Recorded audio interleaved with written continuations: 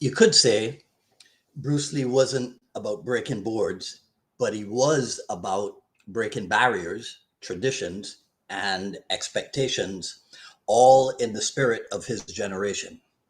Hello, everyone. This is Dwight Woods, the Jeet Kune Rebel. Welcome to the I Love Jeet Kune broadcast number 355. This is the one about Bruce Lee and the spirit of the 1960s. As you're logging in, if you'd be kind enough to say where you're logging in from, hit the like button and feel free to continue doing so throughout the broadcast. If you're catching the simulcast over on the YouTube, please be sure to like, subscribe, and hit the notification bell as well. But of course, the best thing you can do is to share this video and spread the word about the I Love Jeet Kune broadcast. Okay, so I'm going to present today's issue in 4 sections. Okay, so section 1 is the 1960s emphasis on individualism. So Bruce Lee arrives in Seattle as a young man, determined to carve out his own path, right? So while attending the University of Washington, he enrolls in philosophy study, which I think we can say is a discipline that would broaden one's intellectual horizons, right?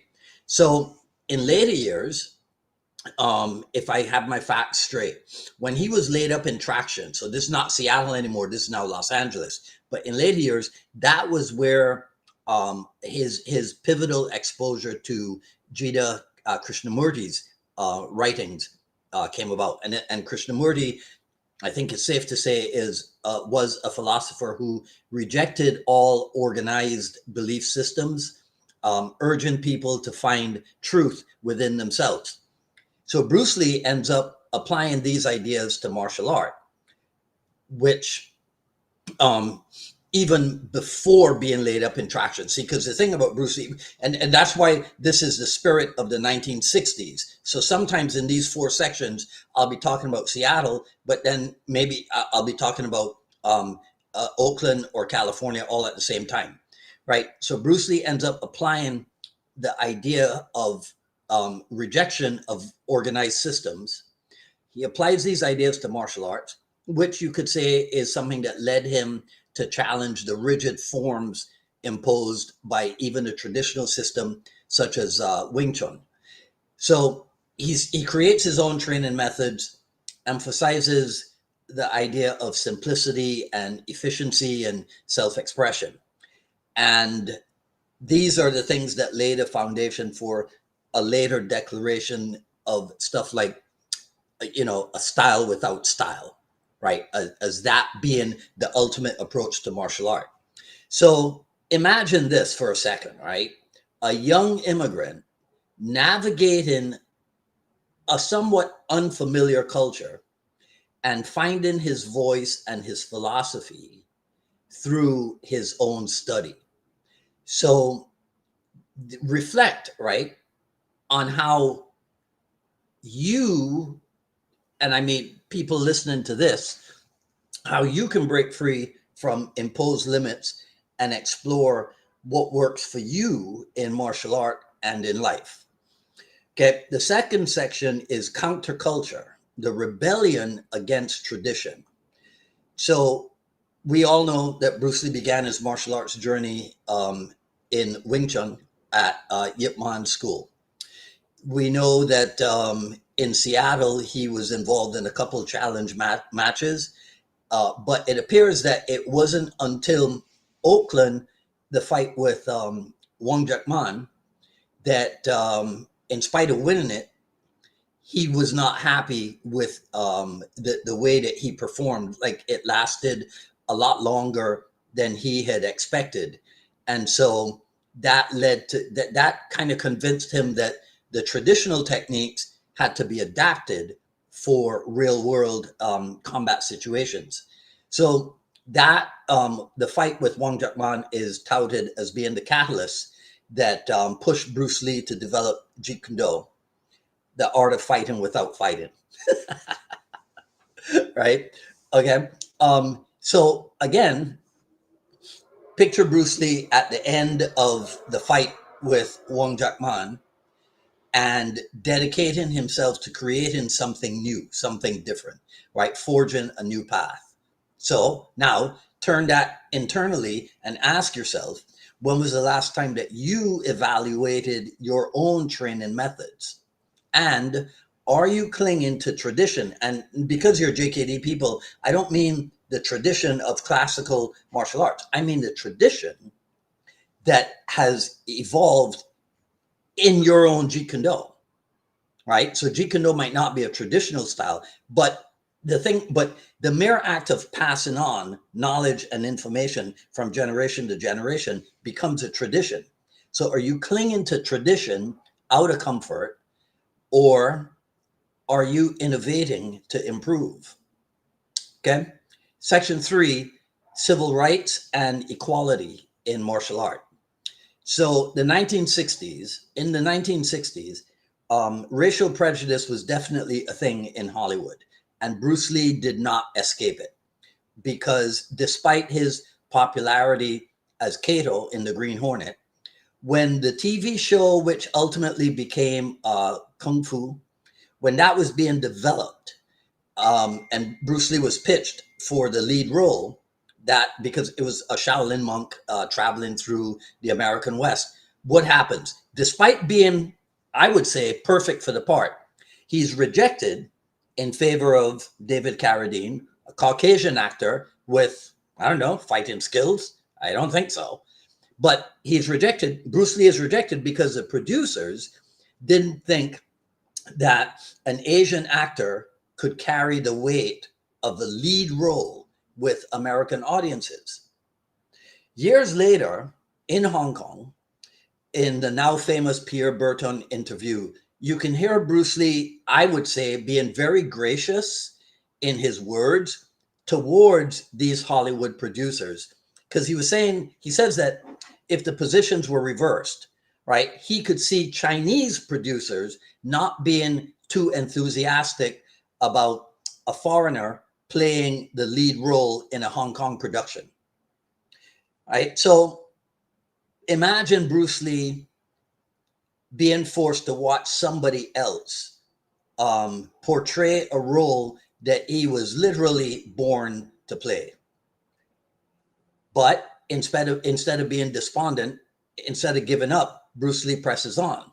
So I think that these are the things about Bruce Lee's character that we can use as personal examples for things like resilience, right? For breaking down the barriers in our own lives, in martial art or beyond, depending on how you approach martial art. Because there are some of us who approach martial art as just that. It's the fighting. And the way that I live my life has nothing to do with the way that I train martial art. There are some of us that approach it that way, and then there's another approach, right? So are you using your martial art training in a way that builds bridges, as Bruce Lee did, or do you train with this idea that creates walls by excluding others? Okay. All right. Last section, the synthesis of East and West. So Bruce Lee grew up the son of a Cantonese performer in a time when Hong Kong was a British crown colony. Actually, in his early years, I think it was 41 to 45, Hong Kong was actually occupied by the Japanese, right? So Bruce Lee, but in any case, Bruce Lee grew up in a town where there were Western influences. So he wasn't 100% unaccustomed to it. He went to school, since Xavier's College was a British school. So in this British school, he's exposed to Western boxing, Western fencing, and all that. I don't know. I wasn't there, but I can see how the idea of Western influence, as he grows up, becomes more prominent in his idea.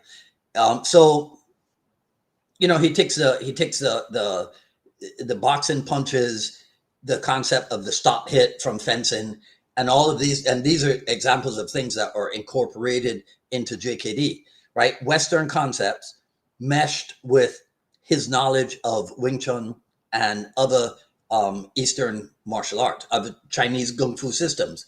So it creates this unique synthesis that emphasizes timing, range, um, efficiency, simplicity, all that stuff. So again, last thing, visualize Bruce Lee, because we all hear, he was constantly researching whatever it is that that's supposed to mean. But for a second, try to picture Bruce Lee in a training session, whether he's with people or it's one of his personal training sessions, and the types of things that he is doing. Trying to come up with these ideas of, I don't know, blending techniques or what have you, and then think about how you train. Think about your own practice, right? So, are you open to exploring new ideas, or are you limiting yourself to that which is familiar, right? Remember, Bruce Lee said that Jeet Kune is discovering the cause of your own ignorance, right? So if all you do is to just train in the stuff that is familiar and comfortable for you, I don't know, right? Might stepping outside of your comfort zone end up being transformative for your martial arts journey. Okay, so just keep in mind, Bruce Lee's philosophy was not about creating followers as such, but it was about empowering individuals to think for themselves. So, do we honor Bruce Lee's legacy or the Jeet Kune Do legacy by being stagnant, right? Or do we honor it by continuing to evolve? And I know that's a term that everybody uses, and and it might mean different things to different people, right? So, um, I'll encourage you to reflect deeply, right? I know I'm sounding all esoteric and what have you, but really think about your relationship with Jeet Kune Do and whether or not you embody Bruce Lee's vision in the way that you train. Okay, all right.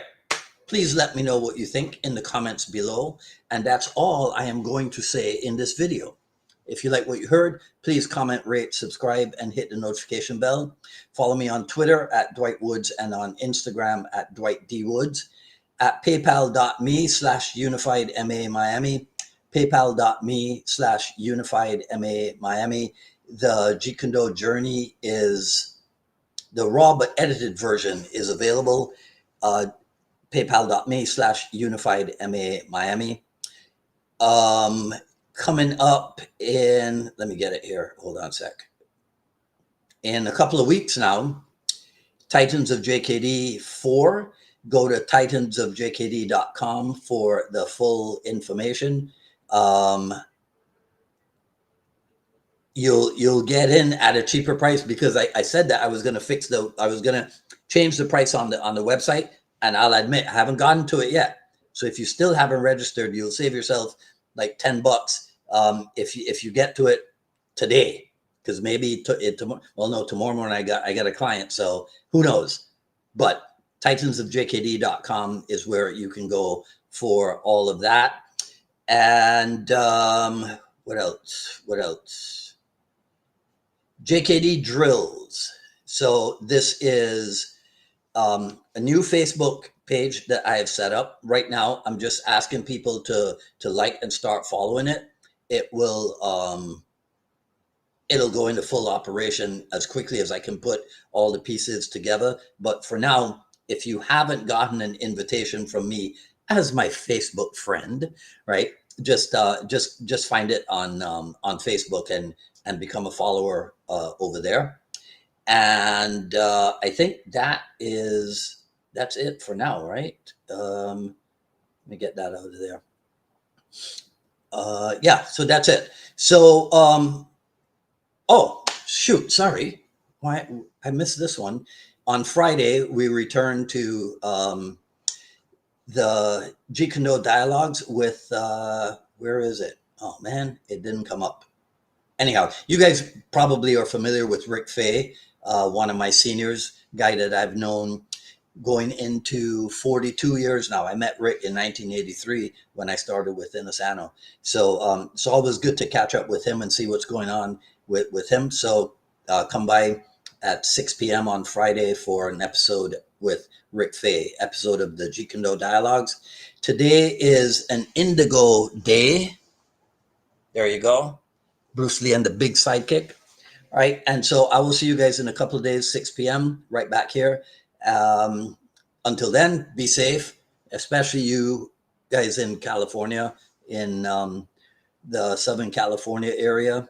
I've been keeping an eye on all that stuff. And thank goodness thus far, it hasn't curved south and headed down to where Santa Monica, where people like our good friend Tim Becker and the Inasano Academy and all that stuff is. So we'll keep our fingers crossed and keep our hopes and prayers for those guys.